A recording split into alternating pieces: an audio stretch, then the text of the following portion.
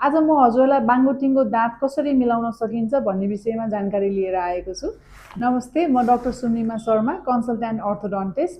विगत 15 वर्षदेखि म समाज डेन्टल हस्पिटलमा कार्यरत छु। बाङ्गोटिङको दाँत चाहिँ हामीले अब पहिलेदेखि देखिरहेको छौँ, तार लगाएर पनि मिलाउन सक्छौँ। र अर्को भनेको चाहिँ अहिले सबसे लेटेस्ट टेक्नोलोजी आएको छ अलाइनर भनेर।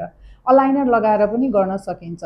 अब यो तार लगाएर मिलाउने भनेको चाहिँ हजुरलाई अब समय लाग्न सक्छ, 1.5 वर्ष 2 वर्ष। त्यसमा चाहिँ रेगुलर फलोअप आइराख्नुपर्छ, महिना महिनामा डेन्टल भिजिट गरिराख्नु पर्ने हुन्छ हैन। अब यसमा चाहिँ तार लगाएर मिलाउन सकियो।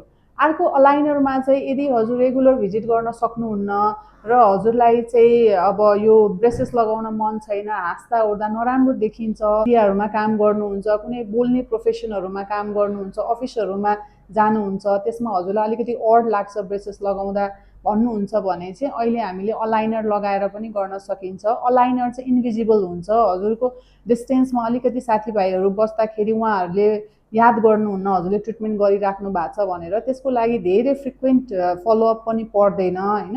हजुरले चाहिँ हामीले अब डिजाइन गरेर हामीले अलाइनरको ट्रेहरू हजुरलाई दिया हुन्छौँ र हजुरलाई इन्स्ट्रक्सन दिया हुन्छ, त्यो फलो गरेर हजुरले आफैले झिक्न राख्न सबै गर्न सक्नुहुन्छ। र ब्रेसेसमा चाहिँ सर्टेन खानेकुराहरू अब याद गर्नुपर्छ, साह्रो चिजहरू खान मिल्दैन।